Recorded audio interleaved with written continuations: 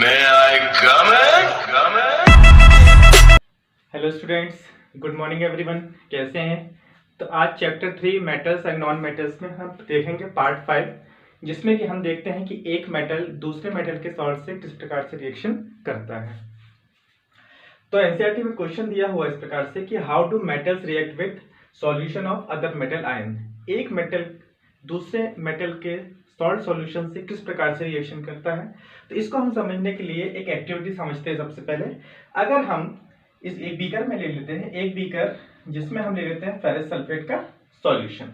अगर हम इसमें कॉपर की रॉड डिप करते हैं और इसको 20 मिनट्स के लिए इस प्रकार से रहने दिया जाता है।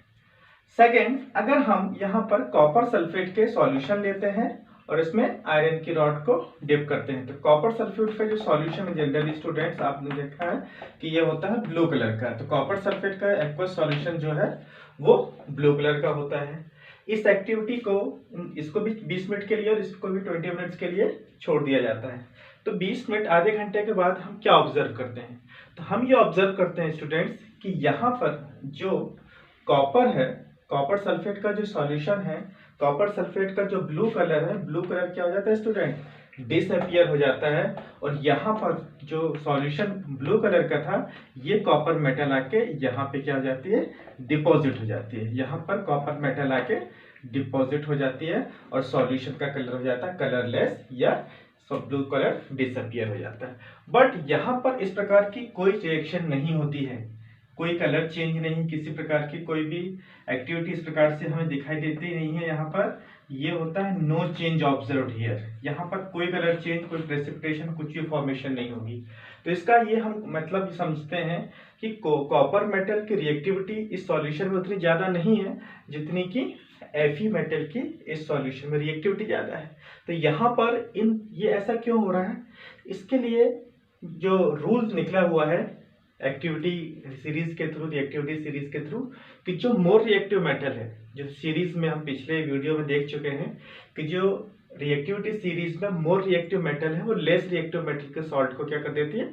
डिस्प्लेस कर देती है। तो इसलिए हम एक रूल लिखते हैं, यहाँ पर एक रूल लिख दिया है यहाँ पर हमने कि metal placed above in reactivity series displaces those below from their salt solution. कि जो रिएक्टिविटी सीरीज में मेटल, ऊपर वाली मेटल है, वो नीचे वाले मेटल के सॉल्ट सॉल्यूशन को डिस्प्लेस करेगी। इसी चीज को हम दूसरे स्टेटमेंट में इस प्रकार से बोल सकते हैं कि more reactive metal can displaces less reactive metal from their salt solution. मतलब जो हर एक ऊपर वाली मेटल है नीचे वाली मेटल के सॉल्ट सॉल्यूशन को डिस्प्लेस कर सकती है, उसके मेटल को डिस्प्लेस कर सकती है। तो ये एक रिएक्टिविटी सीरीज है जिसमें कि सोडियम, पोटेशियम, कैल्शियम, मैग्नीशियम से लेकर copper, silver, mercury, silver, gold तक ये एक रिएक्टिविटी सीरीज है। रिएक्टिविटी सीरीज किस प्रकार से फॉर्मेशन हुई है? जो अभी हमने पिछले वीडियोस में और पिछले लेक्चर्स में हमने देखा है कि डिफरेंट मेटल्स की जो रिएक्टिविटी होती है डिफरेंट होती है। हमने ऑक्सीडेशन रिएक्शन करा के देखा है, हमने हाइड्रोलिसिस करा के देखा है, what happens when metals react with acid भी करा के देखा है। तो डिफरेंट मेटल्स की रिएक्टिविटी स्टूडेंट्स टुवर्ड्स ऑक्सीडेशन और वाटर, हाइड्रोलिसिस और एसिड और बेस के थ्रू के प्रति डिफरेंट रिएक्टिविटी होती है, डिफरेंट रिएक्शन शो करते हैं। तो उस बेस पर ये रिएक्टिविटी सीरीज फॉर्मेशन हुई है, जो कि ऊपर, जिसमें कि ऊपर वाली मेटल मोस्ट रिएक्टिव होती है, नीचे वाली मेटल लीस्ट रिएक्टिव होती है, और जो ये अरेंजमेंट है वो उनके डिक्रीजिंग रिएक्टिविटी ऑर्डर के बेस्ड पे। तो ऊपर वाली मेटल मोस्ट रिएक्टिव होती है, नीचे वाली लेस रिएक्टिव होते हैं, और ऊपर से नीचे आने पर इनके रिएक्टिविटी का ऑर्डर घटता जाता है। These metals are arrange in the decreasing order of their reactivity. चलिए, तो अब हम देख रहे थे कि जब कभी भी मेटेलिक सॉल्यूशन से मेटल का या मेटेलिक सॉल्यूशन से रिएक्शन होती है तो वही रिएक्शन पॉसिबल है जिसमें कि जो मेटल की रॉड है वो मोर रिएक्टिव होना चाहिए, वो रिएक्टिविटी सीरीज में ऊपर होना चाहिए, और जो सॉल्ट सॉल्यूशन है, जो सॉल्यूशन एक्वस सॉल्यूशन है जिस मेटल का, वो रिएक्टिविटी सीरीज में वो मेटल का सॉल्यूशन, वो मेटल नीचे होना चाहिए। तभी ये रिएक्शन पॉसिबल है, तभी ये डिस्प्लेसमेंट पॉसिबल है। तो हर ऊपर वाली मेटल नीचे वाली मेटल के सॉल्ट सॉल्यूशन को डिस्प्लेस कर सकता है। इसलिए मोर reactive metal can displace less reactive metal.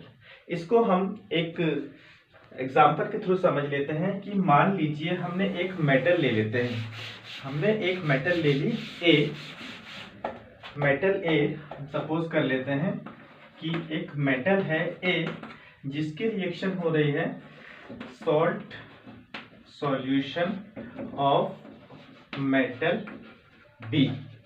मतलब ए ये वाली रॉड की मेटल है या सॉलिड स्टेट में है और जो मेटल बी है उसका एक्वस सॉल्यूशन लिया जाएगा। अगर ये मेटल मोर रिएक्टिव होगी, मोर रिएक्टिव है और जिसका सॉल्यूशन है वो क्या होना चाहिए, लेस रिएक्टिव होना चाहिए। रिएक्टिविटी सीरीज में नीचे की ओर होना चाहिए, मतलब ये अबव होना चाहिए रिएक्टिविटी सीरीज में और ये बिलो होना चाहिए उस मेटल के बिलो। ठीक है, अबव होना चाहिए, ये बिलो होना चाहिए रिएक्टिविटी सीरीज में। तो जब ये, हाँ इसको लिखने की जरूरत है नहीं भी है, तो आप समझ सकते हो कि मोर रिएक्टिव और ये लेस रिएक्टिव होना चाहिए। तो जो केमिकल रिएक्शन होगी कि जो मेटल है अब ये डिस्प्लेस कर देगा, तो यहाँ पर बन जाएगा मेटल बी डिस्प्लेस हो चुकी होगी और मेटल ए का सॉल्ट बन चुका होगा। सॉल्ट सॉल्यूशन ऑफ मेटल ए।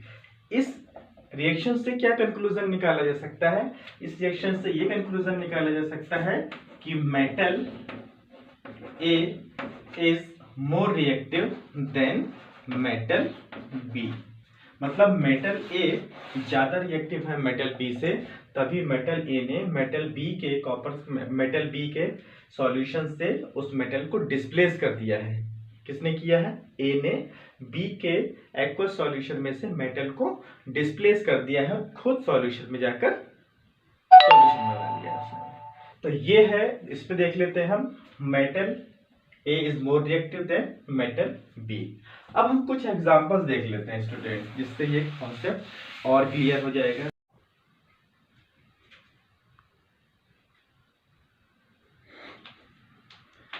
तो चलिए स्टूडेंट्स इस कॉन्सेप्ट को एक रिएक्शन से समझते हैं। तो जो हमारा कॉपर मेटल है, अगर उसके हम reaction aqueous solution of ferrous sulphate से कराते हैं, या फिर अगर कॉपर की रिएक्शन अगर हम Fe की रिएक्शन या हम कॉपर सल्फेट के सॉल्यूशन से कराते हैं, तो कौन सी रिएक्शन पॉसिबल है। तो इस कॉन्सेप्ट को अभी हमने आपको बताया था, एक रूल बताया था कि जो मेटल रिएक्टिविटी सीरीज में ऊपर की ओर प्रेजेंट है वो नीचे वाले मेटल के एक्वस सॉल्यूशन को डिस्प्लेस कर सकती है। तो सेम कॉन्सेप्ट को लेते हुए अब हम आगे बात कर लेते हैं कि अगर जो मेटल है तो ये कॉपर जो रिएक्शन करेगा या नहीं करेगा। कॉपर रिएक्टिविटी सीरीज में स्टूडेंट्स नीचे है, अगर आप कॉपर की बात कर रहे हैं तो कॉपर तो नीचे है, Fe ऊपर है, तो Fe मेटल इसके सॉल्ट को डिस्प्लेस कर सकता है, लेकिन कॉपर मेटल फेरस सल्फेट के सॉल्यूशन को मेटल को डिस्प्लेस नहीं करता है। तो ये रिएक्शन पॉसिबल नहीं है students, but Fe reactivity series में ऊपर है तो ये यहाँ से मेटल को डिस्प्लेस कर देगा और ये फेरस सल्फेट का सॉल्यूशन बन जाएगा और जो कॉपर मेटल है वो डिस्प्लेस्ड हो जाएगा। ये एक्वस सॉल्यूशन है, ये सॉलिड स्टेट में मेटल है, ये अब एक्वस सॉल्यूशन बन जाएगा और ये सॉलिड स्टेट में कॉपर डिपॉजिट हो जाएगा, सल्फेट कॉपर सॉलिड स्टेट में डिपॉजिट हो जाएगा। अगर हम इसी को दूसरे एग्जांपल से और देख लेते हैं, क्या अगर हम जिंक की रिएक्शन FeSO4 के एक्वस सॉल्यूशन से कराते हैं या Fe की रिएक्शन ZnSO4 सल्फेट के सॉल्यूशन से कराते हैं, तो which reaction is possible student, please बताइए। तो जिंक जो है रिएक्टिविटी सीरीज में ऊपर है और Fe नीचे है, तो आप देख रहे हैं कि जिंक ऊपर है तो जिंक जो है फेरस सल्फेट के सॉल्यूशन को डिस्प्लेस कर देगा, बट Fe जो है रिएक्टिविटी सीरीज में नीचे है तो Fe जिंक सल्फेट के सॉल्यूशन को डिस्प्लेस नहीं करेगा, डिस्प्लेसमेंट पॉसिबल नहीं। यहाँ पर ऊपर होने की वजह से जिंक सल्फेट बना लेगा और फेरस या आयरन मेटल को डिस्प्लेस कर देगा, बट ये रिएक्शन यहाँ पॉसिबल नहीं है स्टूडेंट्स। तो ये दोनों एग्जांपल्स, ये कॉन्सेप्ट समझ में आया है कि जो रिएक्टिविटी सीरीज में ऊपर है मेटल, मतलब जो मोर रिएक्टिव मेटल है वो लेस रिएक्टिव मेटल के एक्वा सॉल्यूशन में से उस मेटल को डिस्प्लेस कर देगा। तो ये जो कॉन्सेप्ट है, इस कॉन्सेप्ट से आपने ये समझा कि किस प्रकार से रिएक्टिविटी होती है, how do metals react with solution of other metal salt. तो ये जो कॉन्सेप्ट है ये बहुत इंपॉर्टेंट कॉन्सेप्ट है एग्जाम पॉइंट ऑफ व्यू से, तो इसको याद रखिएगा। इसमें इस बेस पे क्वेश्चन आएगा कि अगर आपको दिया जाता है तो आपको ये बताना पड़ेगा कि कौन सी मेटल किस मेटल को डिस्प्लेस कर सकती है या नहीं कर सकती है। तो इसके लिए आपको ये रिएक्टिविटी सीरीज याद होना चाहिए। पिछले वीडियो में मैं इसको याद रखने का तरीका ट्रिक बता चुका हूँ आपको किस प्रकार से याद रखनी है। तो ये रिएक्टिविटी सीरीज अगर होगी तभी आप बता पाओगे कि कौन सी मेटल ज्यादा रिएक्टिव है या कौन सी मेटल किस मेटल को डिस्प्लेस कर सकती है या नहीं कर सकती। तो ये स्टूडेंट अभी ये देखते हैं। अब हम इसके बाद पढ़ते हैं कि how do metals react with non metals और what is the reaction between, how is the reaction between metals and non metals. तो चलिए वो देख लेते हैं।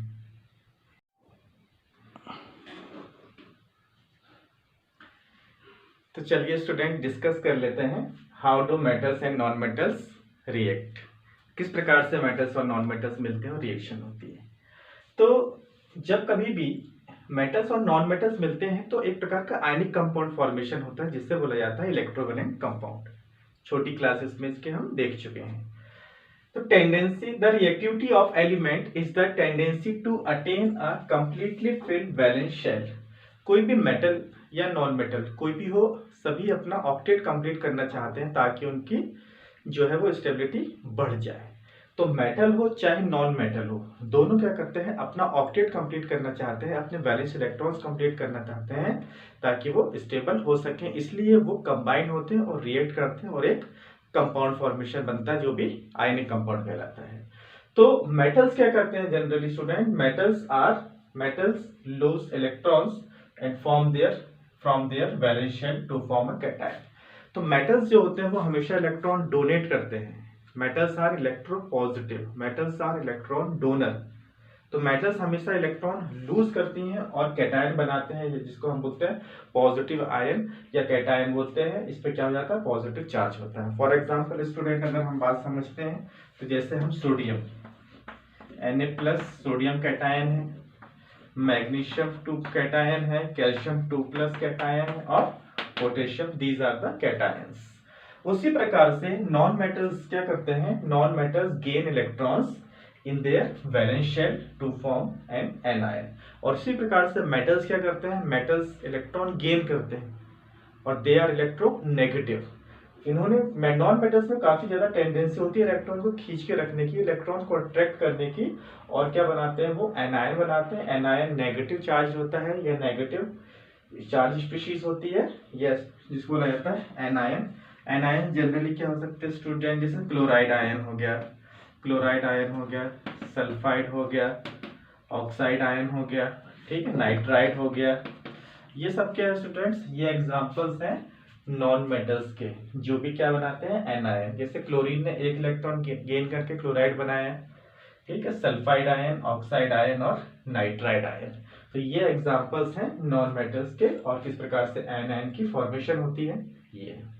अब हम देखते हैं कि the compound formed by the transfer of electrons from metal to non metal are called ionic compound. तो मेटल्स ने इलेक्ट्रॉन डोनेट किया, मेटल्स ने क्या किया, इलेक्ट्रॉन्स लूज किया। जैसा हम देख रहे हैं मेटल्स क्या कर रहे हैं, इलेक्ट्रॉन लूज कर रहे हैं, और नॉन मेटल्स क्या कर रहे हैं, नॉन मेटल्स इलेक्ट्रॉन गेन कर रहे हैं, ठीक है, लूज इलेक्ट्रॉन्स गेन इलेक्ट्रॉन। तो मेटल्स इलेक्ट्रॉन लूज करते हैं, पॉजिटिव आयन बनाते हैं, नॉन मेटल इलेक्ट्रॉन गेन करके ये आयन बनाते हैं। और जब ये पॉजिटिव आयन और नेगेटिव आयन एक दूसरे को अट्रैक्ट करते हैं तो एक कंपाउंड का फॉर्मेशन होता है, वो कंपाउंड कहलाता है आयनिक कंपाउंड या इलेक्ट्रोवैलेंट कंपाउंड।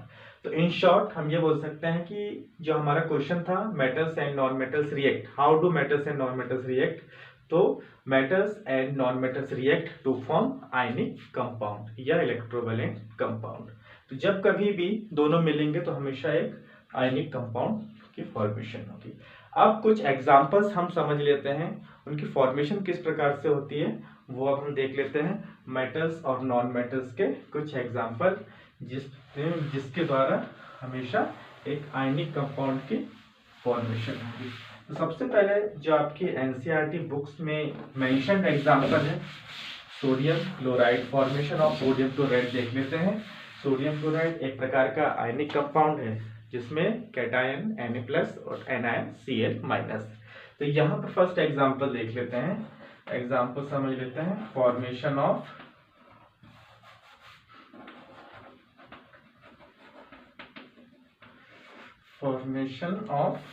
NaCl सॉल्ट किस प्रकार से होती है। तो जो NaCl एक प्रकार का क्या है, आयनिक कंपाउंड है। किस बेस पे आयनिक कंपाउंड कह रहे हैं, क्योंकि ये पॉजिटिव आयन सोडियम कैटायन और Cl एनायन, तो जिसमें सोडियम क्या है, मेटल है, और क्लोराइड नॉन मेटल है, क्लोरीन। तो यहाँ पर कैसे फॉर्मेशन होती है, यहाँ पर सबसे पहले जो सोडियम मेटल है, सोडियम मेटल इसका एटॉमिक नंबर 11, इसका इलेक्ट्रॉनिक डिस्ट्रीब्यूशन करते हैं तो क्या आता है 281। तो इसके वैलेंस शेल में जो इलेक्ट्रॉन्स हैं ये वो इलेक्ट्रॉन्स को लूज कर देता है सोडियम मेटल। तो सोडियम बनाता है, एक इलेक्ट्रॉन को लूज करेगा, एक इलेक्ट्रॉन को लूज करके बनाता है Na+ आयन। तो यहाँ पर जो सोडियम है इसके पास तो 11 इलेक्ट्रॉन है, एक इलेक्ट्रॉन लूज करने के बाद Na+ बनाता है और जिसके पास होते हैं 10 इलेक्ट्रॉन्स। तो इस एक इलेक्ट्रॉन का इसका इलेक्ट्रॉनिक डॉट स्ट्रक्चर हम किस प्रकार से रिप्रेजेंट कर सकते हैं, इस प्रकार से। ये इस पर एक इसका वैलेंस इलेक्ट्रॉन है, ठीक है, ये इसका वैलेंस इलेक्ट्रॉन है। अब उसी प्रकार से हम दूसरा जो हमारा नॉन मेटल है वो है क्लोरीन। तो 2 क्लोरीन का पहले हम एटॉमिक नंबर लिख लेते हैं 17, ठीक है, 17 2 8 7 इलेक्ट्रॉनिक डिस्ट्रीब्यूशन है इसका, 9th क्लास में हम देख चुके हैं।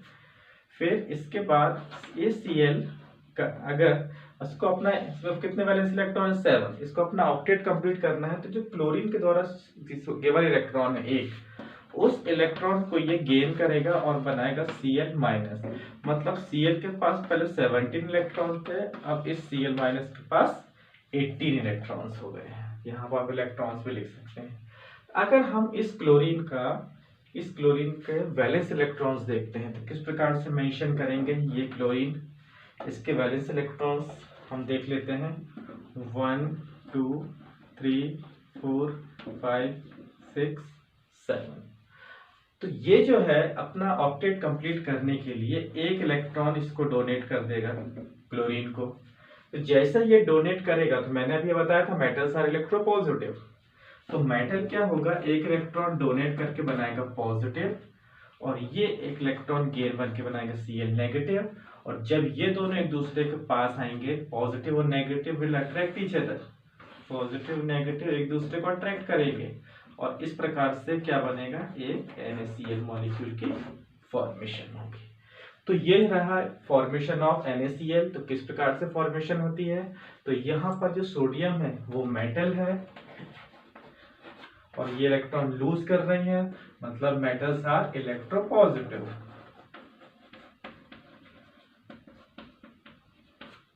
यहाँ पर क्लोरीन नॉन मेटल है स्टूडेंट्स, नॉन मेटल है, और इस नॉन मेटल ने एक इलेक्ट्रॉन को गेन किया है जो सोडियम से आया था, इसलिए ये कहलाते हैं इलेक्ट्रोनेगेटिव। इलेक्ट्रोपॉजिटिव मतलब इलेक्ट्रॉन डोनेट करके पॉजिटिव चार्ज एक्वायर करना इज कॉल्ड इलेक्ट्रोपॉजिटिव, और इलेक्ट्रॉन गेन करके नेगेटिव चार्ज एक्वायर करने की टेंडेंसी कहलाती है इलेक्ट्रोनेगेटिव। तो इलेक्ट्रोपॉजिटिव हमेशा मेटल्स होते हैं, इलेक्ट्रोनेगेटिव हमेशा नॉन मेटल्स होते हैं। इलेक्ट्रोपॉजिटिव इलेक्ट्रोनेगेटिव हमेशा के पास में आएंगे और बनाएंगे NaCl फॉर्मेशन। ये एक प्रकार का क्या है, आयनिक कंपाउंड है। इसमें जनरली क्वेश्चन पूछा जाता है बोर्ड में कि mention the which is cation और which is anion, name the ions, इस नाम से क्वेश्चन आता है। तो इसमें प्रेजेंट होगा सोडियम कैटायन और क्लोराइड एनायन। आप इसको सिंबल के साथ लिखेंगे, sodium cation and chloride anion. तो ये आपका कंप्लीट क्वेश्चन होगा कि फॉर्मेशन ऑफ NaCl। चलिए इसको एक एग्जांपल से हम और देख लेते हैं, फॉर्मेशन ऑफ मैग्नीशियम क्लोराइड से किस प्रकार से इसकी रिएक्शन होगी और किस प्रकार से एक आयनिक कंपाउंड फॉर्मेशन होगा। तो चलिए देख लेते हैं फॉर्मेशन ऑफ मैग्नीशियम क्लोराइड, जो कि एक NCERT का दूसरा एग्जांपल है। चलिए स्टूडेंट्स, तो हम देख लेते हैं फॉर्मेशन ऑफ NaCl, MgCl2। तो MgCl2 की फॉर्मेशन के लिए दोनों, एक मेटल है एक नॉन मेटल है। जनरली जो लेफ्ट हैंड साइड लिखा रहता है वो मेटल होता है, right hand side non metal. तो वही चीज मैग्नीशियम। तो मैग्नीशियम का इलेक्ट्रॉनिक कॉन्फ़िगरेशन 12, इसमें 2 8 2। अगर हम इसमें देखते हैं मैग्नीशियम में कितने इलेक्ट्रॉन होते हैं, 12। मैग्नीशियम को स्टेबल होना है तो 2 इलेक्ट्रॉन लूज करना पड़ेगा वैलेंस शेल के। What is valence shell electrons? किसी भी एटम में जो इलेक्ट्रॉनिक डिस्ट्रीब्यूशन होता है उसके आउटर मोस्ट शेल के इलेक्ट्रॉन वैलेंस शेल इलेक्ट्रॉन कहते हैं।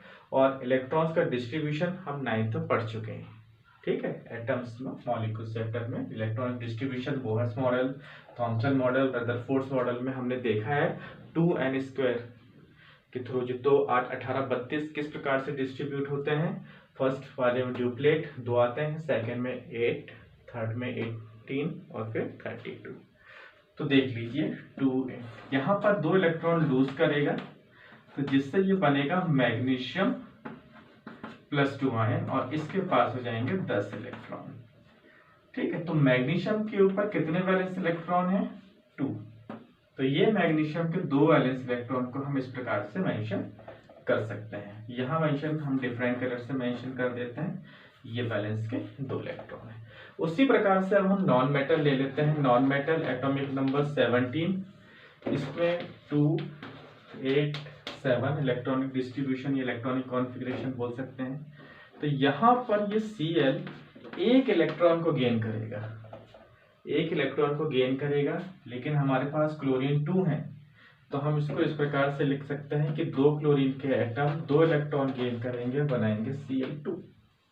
या हम इसको बोल सकते हैं कि ये बनाएंगे 2 क्लोराइड आयन। अब यहाँ पर हम देखते हैं कि 2 क्लोरीन आयन है, तो दोनों क्लोरीन आयन के वैलेंस इलेक्ट्रॉन कितने हैं, 7। तो 1 1 2 3 4 5 6 7 और दूसरे क्लोरीन का इसी प्रकार से बना दीजिए, इलेक्ट्रॉन्स बना दीजिए इसी प्रकार से 1 2 1 2 3 4 5 6 7। तो एक मैग्नीशियम इसको इलेक्ट्रॉन डोनेट करेगा, एक मैग्नीशियम इसको मैग्नीशियम इलेक्ट्रॉन डोनेट करेगा। तो इसके डोनेट करने से आएगा एक पॉजिटिव और इसको डोनेट करने से आएगा दूसरा पॉजिटिव। इसको डोनेट किया तो Cl नेगेटिव, इसको डोनेट किया तो Cl नेगेटिव। अब ये दोनों एक दूसरे को, ये पॉजिटिव और ये नेगेटिव दूसरे के पास आएंगे और बनेगा MgCl2 मॉलिक्यूल। ये एक आयनिक कंपाउंड है, इसमें कैटायन पूछा जाता है तो मैग्नीशियम 2+ कैटायन रहेगा इसमें और Cl- मतलब क्लोराइड इसमें रहेगा एनायन। तो ये जो स्टूडेंट 2 एग्जांपल्स हमने समझा कि किस प्रकार से मेटल और नॉन मेटल की रिएक्शन होती है और आयनिक कंपाउंड की फॉर्मेशन होती है। एनसीईआरटी में क्वेश्चन लिखा हुआ है, ठीक है, कि फॉर्मेशन ऑफ सोडियम क्लोराइड ये दिया हुआ एनसीईआरटी में एंड MgO। तो ये दोनों आपके होमवर्क है, आप जरूर कीजिएगा। सोडियम ऑक्साइड और मैग्नीशियम ऑक्साइड के किस प्रकार से मॉलिक्यूल्स की फॉर्मेशन होती है। तो बस आज के लिए बस इतना ही। नेक्स्ट वीडियो में हम फिर मिलेंगे, तब तक आप इसकी प्रैक्टिस कीजिएगा, ये दोनों क्वेश्चन सॉल्व कीजिएगा, ठीक है। अगर आपको मेरे वीडियोस पसंद आ रहे हैं तो लाइक करें, शेयर करें, सब्सक्राइब करें, कमेंट करें और मुझे